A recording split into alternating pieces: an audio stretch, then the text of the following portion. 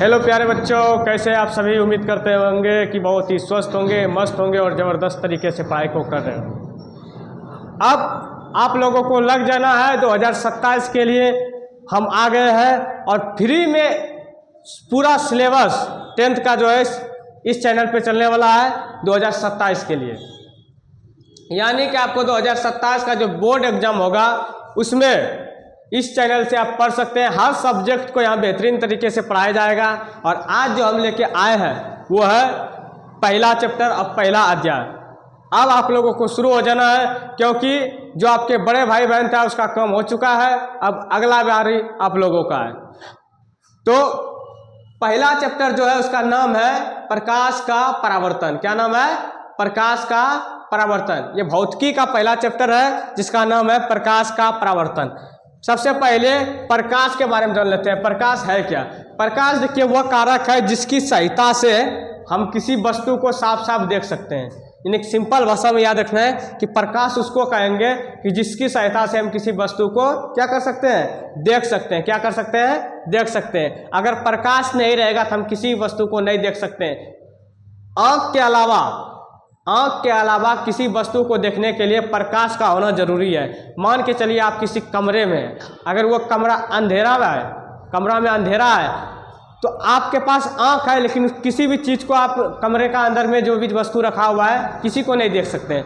लेकिन वही अगर आपका जो उस कमरे में प्रकाश आ जाता है तो आसानी से किसी वस्तु को देख सकते हैं। यानी कि सिंपल सी भाषा में याद रखना है कि किसी भी वस्तु को अगर हमको देखना है तो आँख के साथ साथ प्रकाश भी चाहिए। सिर्फ आँख से वस्तु को नहीं दिखा जा सकता है, उसके लिए क्या चाहिए? रोशनी चाहिए, प्रकाश चाहिए। अब प्रकाश एक प्रकार का ऊर्जा है। क्या है? प्रकाश एक प्रकार का ऊर्जा है।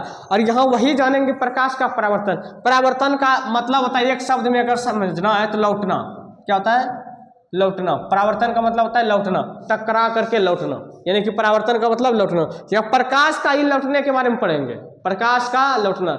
सबसे पहले जान लेते हैं पर इसके बारे में तो जानवे करेंगे। सबसे पहले जानेंगे प्रदीप्त पदार्थ। दो तरह का पदार्थ होता है, प्रदीप्त पदार्थ और अप्रदीप्त। अप्रदीप्त पदार्थ, इसको दीप्तिमान भी बोलते हैं, इसको अदीप्तिमान भी बोलते हैं। यानी कि प्रदीप्त पदार्थ इससे उसे कहते हैं जिससे प्रकाश निकलता है। प्रकाश निकलता है, प्रकाश इससे उत्सर्जित होगा। क्या होगा? प्रकाश उत्सर्जित होता है, उत्सर्जित होता है। प्रदीप्त उसको बोलेंगे जिससे प्रकाश उत्सर्जित होता है। क्या होता है? प्रकाश उत्सर्जित होता है। समझ में आया? दो तरह का पदार्थ है, एक है प्रदीप्त पदार्थ, एक है अप्रदीप्त पदार्थ। प्रदीप्त पदार्थ उसको कहेंगे, सिंपल भाषा में याद रखना है, प्रदीप्त पदार्थ उसको कहेंगे जिससे प्रकाश उत्सर्जित होगा। एग्जाम्पल के लिए अगर देखना है तो आपका आ जाएगा बल्ब, आ जाएगा बल्ब। प्रकाश निकलता है कि नहीं? बल्ब से निकलता है। और किससे निकलता है? लालटेन। जितना भी वस्तु है जिससे प्रकाश निकलता है उसको क्या बोलेंगे? प्रदीप्त पदार्थ। क्या बोलेंगे? प्रदीप्त पदार्थ। कोई दिक्कत? अब इसका उल्टा होता है अप्रदीप्त। क्या होता है? अप्रदीप्त। अब समझ में आ गया होगा। प्रदीप्त में प्रकाश क्या हो रहा है? उत्सर्जित होता है। इसमें क्या होगा? अपने मन से बताओ। इसमें अगर प्रकाश उत्सर्जित हो रहा है तो इसमें प्रकाश उत्सर्जित नहीं होगा। प्रकाश उत्सर्जित नहीं होता है, इसमें प्रकाश उत्सर्जित नहीं होता है। क्या होता है? नहीं होता है। समझ में आया? प्रदीप्त पदार्थ किसको कहेंगे? जिससे प्रकाश उत्सर्जित होगा। जिससे प्रकाश क्या होगा? उत्सर्जित होगा। और अप्रदीप्त पदार्थ किसको कहेंगे? जिससे प्रकाश उत्सर्जित नहीं होगा। इसका जो हो जाएगा एग्जाम्पल में कुछ भी ले सकते हैं। प्रकाश जिससे उत्सर्जित नहीं होता है, जैसे ये मार्कर है, मार्कर ले लेते हैं, मार्कर ले लिए, बोर्ड ले लेते हैं, कुछ भी ले सकते हैं। ऐसा चीज जिससे प्रकाश उत्सर्जित नहीं होता है, कुछ भी हम ले सकते हैं अपने मन से, क्योंकि प्रकाश इससे उत्सर्जित नहीं होता है इन चीज़ों से। और जिससे उत्सर्जित होता है तो उससे उसको लेना है इसमें प्रदीप्त में। समझ में आया? पदार्थ दो होता है, एक प्रदीप्त पदार्थ, एक अप्रदीप्त पदार्थ। प्रदीप्त पदार्थ बोलेगा तो बोलना प्रकाश उत्सर्जित होता है, अप्रदीप्त बोलेगा तो प्रकाश उत्सर्जित नहीं होता है। सिंपल यह समझना है, सिंपल इसको समझना है। प्रदीप्त बोलेगा तो प्रकाश उत्सर्जित होता है, अप्रदीप्त बोलेगा तो प्रकाश उत्सर्जित नहीं होता है। समझ में आ गया? अब जो है आपका प्रदीप्त हो गया, अप्रदीप्त हो गया। अब जानेंगे किरण पुंज। क्या जानेंगे? किरण पुंज। देखिए किरण पुंज किसको कहते हैं? प्रकाश के किरणों के समूह को किरण पुंज कहते हैं। समझ में आया? प्रकाश के किरणों के समूह को किरण पुंज कहते हैं। प्रकाश किरण पुंज पढ़ेंगे किसके बारे में? किरण पुंज। प्रकाश के किरणों के समूह को किरण पुंज कहते हैं। यहाँ पर जो है आपको बहुत ही शॉर्टकट तरीका से पढ़ाया जाएगा और समझ में आएगा बेहतरीन तरीका से। इसलिए बोलते हैं यहाँ पर जो है पूरे साल में और भी ऐप्स है जो ऐप्स पे पढ़ाया जाता है, तो अभी पैसा कटाना पड़ता है। यहाँ पे आपको पैसा कटाना नहीं पड़ेगा और फ्री में जो है पूरा क्लास पूरा साल पढ़ सकते हैं आप लोग, और एक एक चैप्टर को बढ़िया तरीके से पढ़ाया जाएगा। देखिए किरण पुंज होता है प्रकाश के किरणों के समूह को किरण पुंज कहते हैं। जैसे मान लीजिए जो प्रकाश होता है उसका जो एक समूह चलता है, एक समूह झुंड में प्रकाश चलता है, तो झुंड को क्या कहेंगे? किरण पुंज। पुंज मतलब होता है झुंड, समझ ली। पुंज मतलब झुंड, यानी कि प्रकाश के किरणों के समूह को क्या बोलेंगे? किरण पुंज। प्रकाश के किरणों के समूह को, प्रकाश के किरणों के समूह को किरण पुंज कहते हैं। क्या कहते हैं? किरण पुंज कहते हैं। समझ में आया? प्रकाश के किरणों के समूह को किरण पुंज कहते हैं। याद रखिएगा, प्रकाश के किरणों के समूह को क्या कहते हैं? किरण पुंज कहते हैं। कोई दिक्कत? और ये किरण पुंज 3 तरह का होता है। किरण पुंज कितना तरह का होता है? 3 तरह का। कितना तरह का? 3 तरह का। पहला होता है अपसारी। पहला होता है अपसारी किरण पुंज। अपसारी किरण पुंज पहला क्या होता है? अपसारी किरण पुंज। दूसरा होता है अभिसारी किरण पुंज। तीसरा होता है समांतर किरण पुंज। ये समझ में आ गया? इसको मिटाते हैं। पहला है अपसारी किरण पुंज। क्या है? अपसारी किरण पुंज। अपसारी किरण पुंज।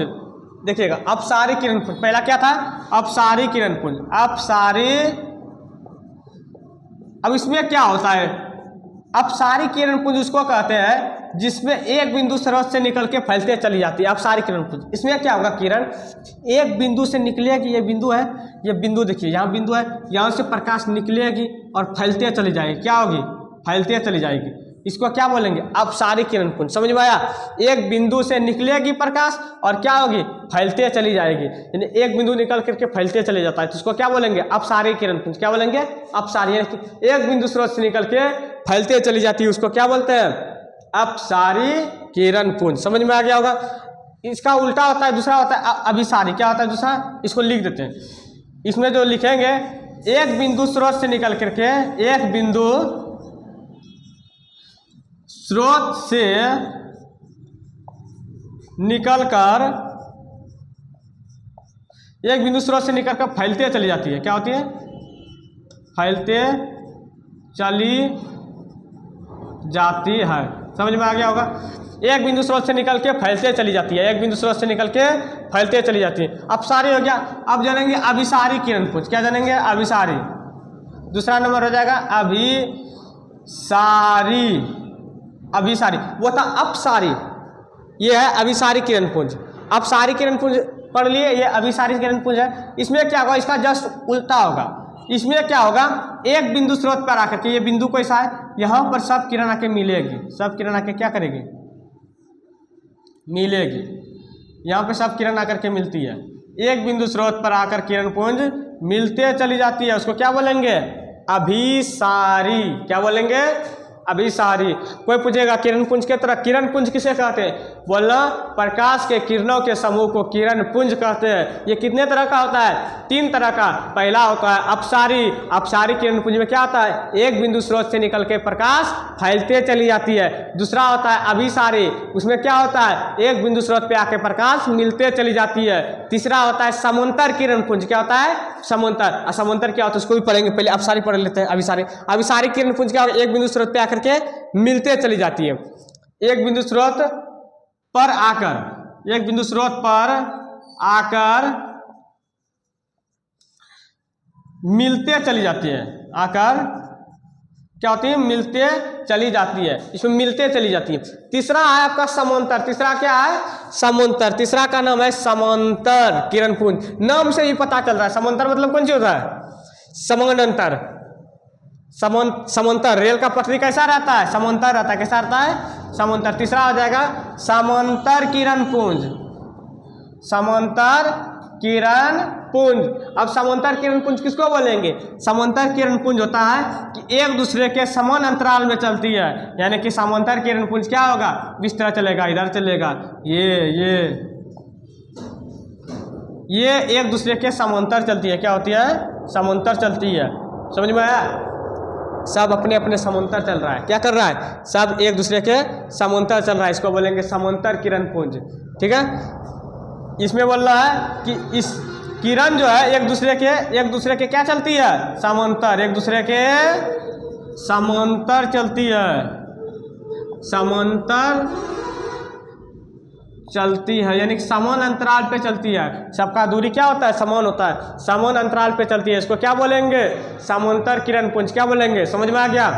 कोई पूछेगा किरण पुंज कितना तरह का होता है? 3 तरह का। पहले किरण पुंज किसको कहते हैं? प्रकाश के किरणों के समूह को किरण पुंज कहते हैं। यह 3 तरह का होता है। पहला अपसारी किरण पुंज, दूसरा अभिसारी, तीसरा समांतर। अपसारी किरण पुंज एक बिंदु स्रोत से निकल के फैलते चली जाएगी, इसमें फैलते चली जाएगी, अपसारी किरण पुंज।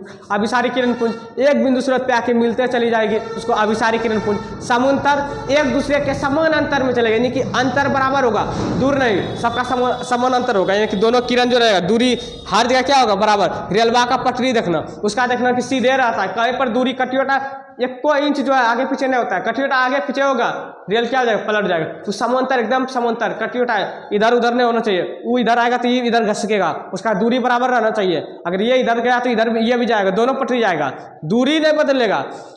भले अगर मुड़ता भी है, जब इसका रेलवा का पटरी मुड़ता है तो जितना दूरी पे रहता है उतनी दूरी पे मुड़ता है। ऐसा नहीं कि मुड़ने के क्रम में सट जाता है, सटता नहीं। ये यहाँ से मुड़ता है तो ये भी यहाँ से मुड़ जाता है। यानी कि समांतर में क्या होगा कि एकदम सीधा चलेगा, समान अंतराल में दूरी समान रहेगा, हर जगह क्या रहेगा? दूरी समान रहेगा, उसको समांतर कहेंगे। अब जानेंगे और पदार्थ के बारे में।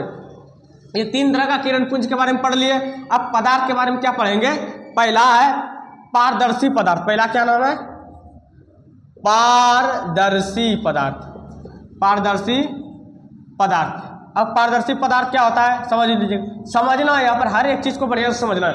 पारदर्शी, दर्शी मतलब पार दिख जाएगा, पारदर्शी। वैसा पदार्थ जिससे आर पार दिख जाएगा उसको पारदर्शी बोलते हैं। पार दिख जाएगा, पार दिख जाएगा, दर्शी, दर्शी मतलब देखना, पार दिख जाएगा तो पारदर्शी, यानी कि ऐसा पदार्थ जिससे हम आर पार देख सकते हैं। अब देखिए मान के चलिए हवा है, हवा के उस पट्टी में कोई चीज रहता है, हम देख पाते हैं कि नहीं? वातावरण में पूरे में हवा है, पूरे वातावरण में हवा, यहाँ से देख रहे हैं, ये पे बोर्ड बीच में हवा है, फिर भी बोर्ड हमको दिख रहा है, इसका मतलब हवा कौन चीज है? पारदर्शी पदार्थ है। कोई पन्नित रहेगा, व्हाइट पन्नित रहेगा, उसको आर पार देखेंगे क्या हो जाएगा? दिख जाएगा, तो उसको क्या कहेंगे? पारदर्शी। लेकिन ये इससे आर पार दिखेगा नहीं? दिखेगा। तो इससे आर पार नहीं दिखेगा तो ये हो गया ओ पारदर्शी। क्या हो गया? ओ पारदर्शी। बोर्ड के उस पट्टी में क्या है? दिखेगा नहीं? दिखेगा, ये ओ पारदर्शी पदार्थ 3 तरह का होगा, पारदर्शी, अपारदर्शी, अपारभासी। तो पहले पारदर्शी के बारे में जानते हैं। पारदर्शी उसको बोलेंगे जिससे आर पार दिख जाता है, आर पार, इससे आर पार देख सकते हैं, इससे तो आर पार दिख जाता है, आर पार देख सकते हैं, देख सकते हैं, यानी कि आर पार इसमें देख सकते हैं, आर पार दिखा जाएगा। उस पट्टी में क्या वस्तु है उसको देख सकते हैं, इस पट्टी में क्या वस्तु है उसको देख सकते हैं। तो पारदर्शी में क्या होगा कि वस्तु आर पार दिख जाता है। लेकिन हाँ, इसमें एग्जांपल में लेना है तो एग्जांपल में ले लीजिए। हवा हो गया, पानी हो गया। अच्छा एक बात बताइए, शीशा का आर पार दिखता है? दिखता है। वो घर में जो शीशा दिखते हैं दर्पण, उसमें नहीं दिखता, उसका एक भाग रजित रहता है, इसलिए नहीं दिखता है। उसके बारे में भी पढ़ेंगे, उसमें काहे नहीं दिखता है। नॉर्मल शीशा जो रहता है उसमें आर पार दिख जाता है। कांच का जो शीशा लगा होता है खिड़की सब में, उसमें आर पार दिखता है। तो कांच भी क्या होता है? ये पारदर्शी होता है, ये पारदर्शी पदार्थ था। दूसरा है वो पारदर्शी पदार्थ, क्या नाम है? वो अपारदर्शी पदार्थ, दर्शी पदार्थ। अब अपारदर्शी पदार्थ क्या होता है? जस्ट इसका उल्टा, पारदर्शी में आर पार दिख रहा है, इसमें आर पार नहीं दिखता है। अब हम रखे बोर्ड दिखता है इस जगह का, नहीं दिख रहा है, काहे नहीं दिख रहा है? ये वो पारदर्शी पदार्थ है। कैसा पदार्थ है? वो पारदर्शी पदार्थ है। हम खड़ा हो गए, उस साइड में क्या है, दिख रहा है, नहीं दिख रहा है, काहे हम क्या है, वो पारदर्शी पदार्थ आर पार नहीं दिख सकता है, तो जिससे आर पार नहीं दिखेगा वो पारदर्शी पदार्थ। अब मान के चलिए बीच में हवा है, तो हवा है फिर भी बोर्ड दिख रहा है, तो ये पारदर्शी हो गया। हम खड़ा हो गए तो बोर्ड नहीं दिखने लगा, मेरे पीछे में क्या है, तो हम क्या हो गए, ओ पारदर्शी, यानी कि ओ पारदर्शी से आर पार नहीं दिखेगा। ओ पार, पार नहीं, ओ पार मतलब ओ पार नहीं, और पार मतलब पारदर्शी, पारदर्शी में मतलब पार दिखेगा, वो पारदर्शी में पार नहीं दिखेगा, यानी कि आर पार नहीं दिखेगा वो पारदर्शी में, पारदर्शी में आर पार दिखता है। तो याद रखिएगा वो पारदर्शी में आर पार नहीं दिखता, आर पार नहीं दिखता है।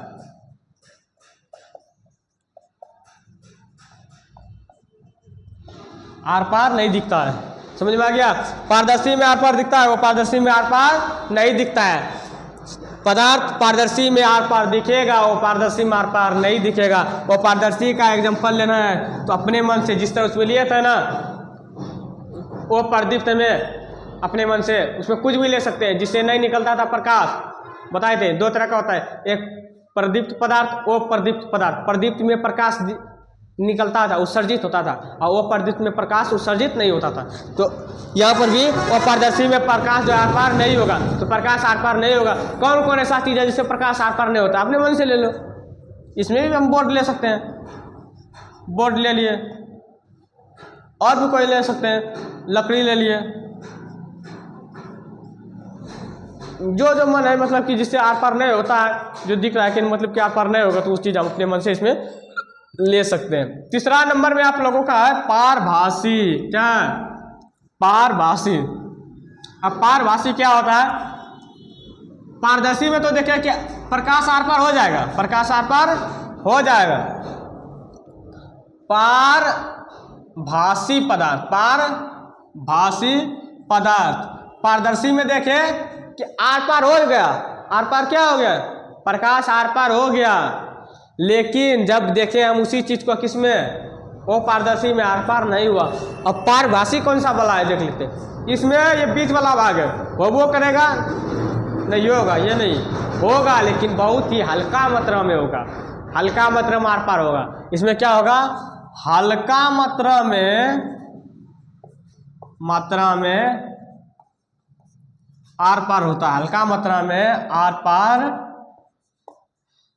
हल्का मात्रा में आर पार होता है। समझ में आया, इसमें क्या होगा, हल्का मात्रा में आर पार होगा। तो ऐसा कौन सा चीज है सर जो कि हल्का मात्रा में आर पार होता है, कुआसा। कुआसा के दिन में आदमी साफ साफ दिखता है, नहीं दिखता है, हल्का मात्रा में प्रकाश आर पार होता है, कुआसा हो गया,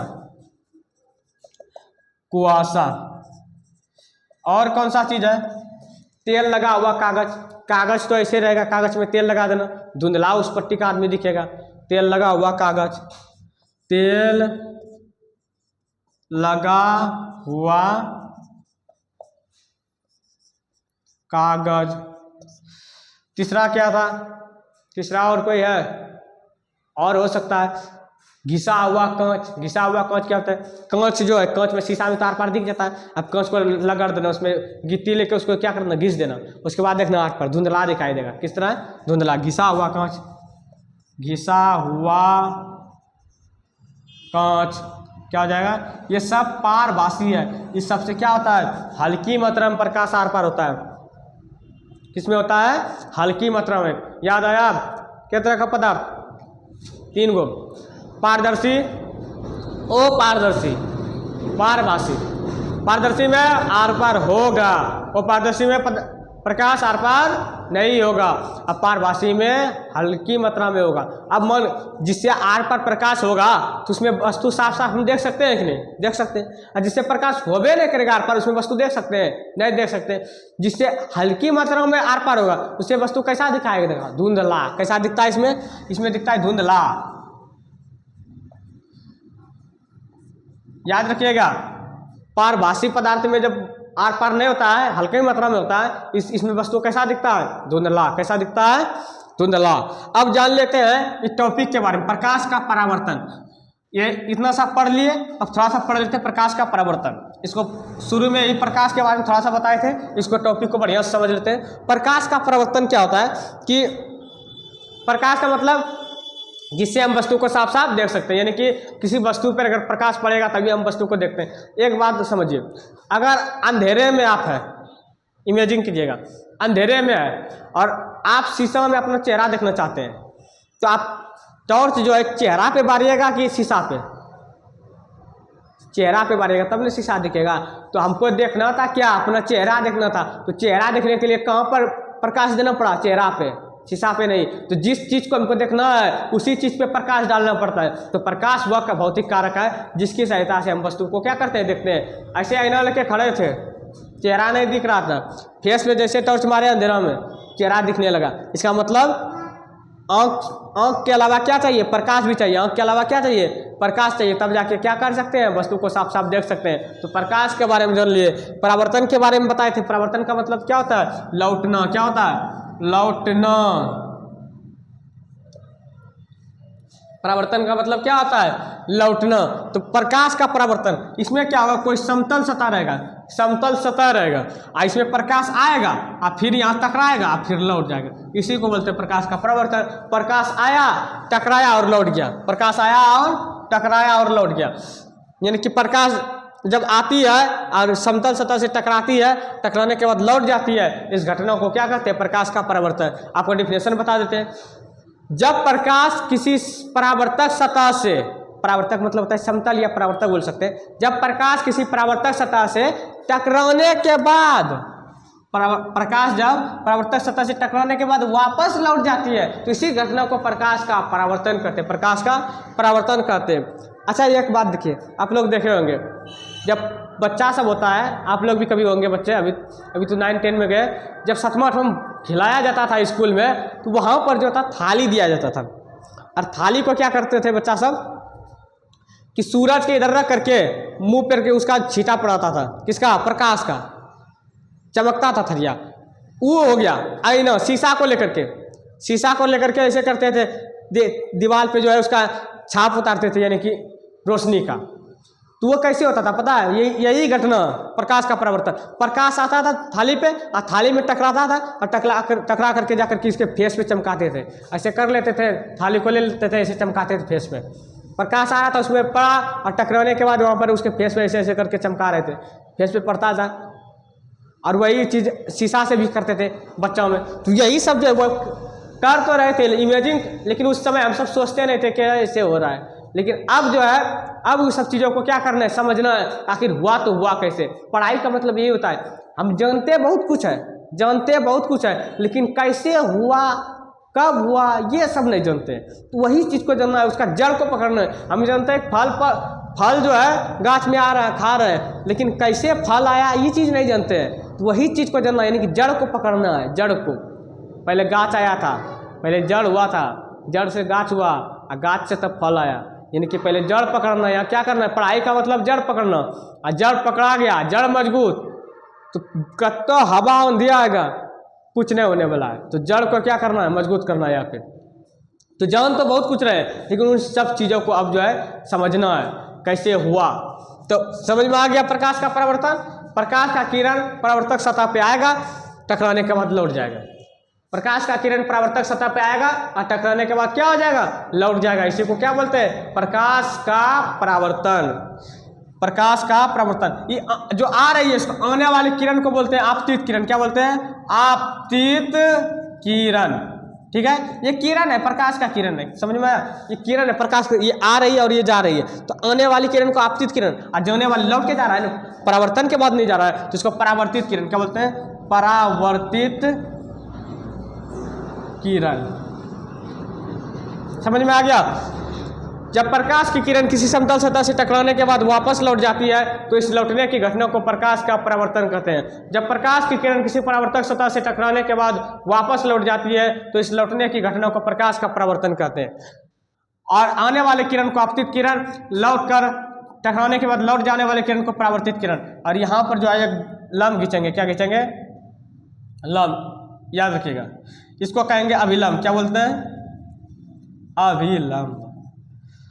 और ये जो बिंदु है जहाँ पर आ रही है, जा रही है, लंब भी खिंचा रही है, तीनों चीज हो रहा है, इसका नाम है आपतन बिंदु। क्या नाम है? आपतन बिंदु। आपतन बिंदु। और अभिलंब और ये आने वाली किरण के साथ जो कोण बनेगा, इसको थीटा मान लेते हैं। और इसके साथ आई, ये आई होता है, क्या होता है? आई होता है। और ये जो होता है अविलंब और जाने वाले किरण के साथ जो बनता है इसको आर कहते हैं। क्या कहते हैं? आर कहते ही है, माने नहीं है, यही चीज कहते हैं इसको, आई आर।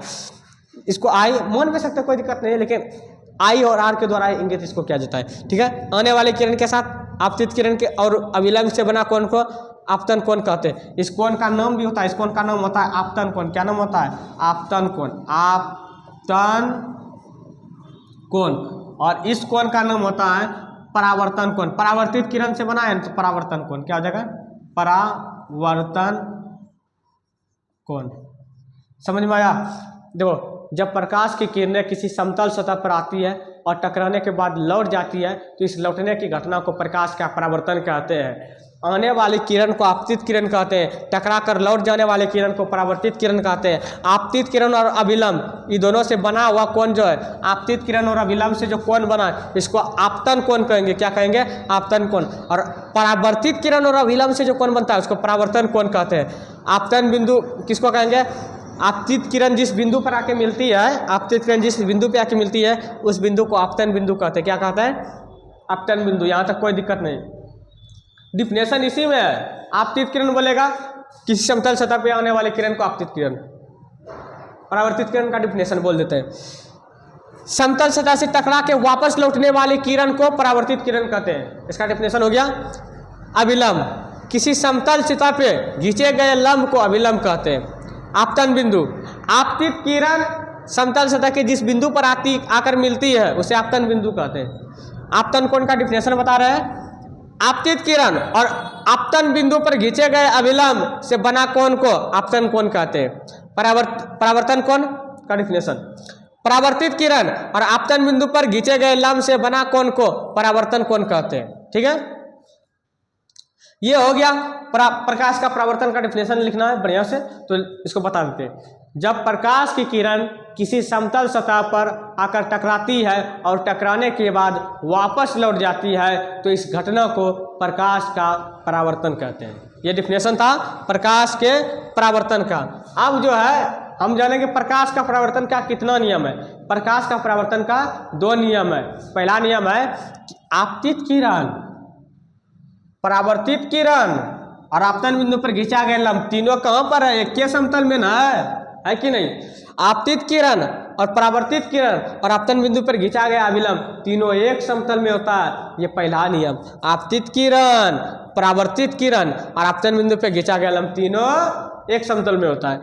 इसको कहते हैं प्रकाश का परावर्तन का कौन नियम? पहला नियम। दूसरा नियम क्या है सर? दूसरा नियम सिंपल है, आपतन कोण और परावर्तन कोण बराबर होता है।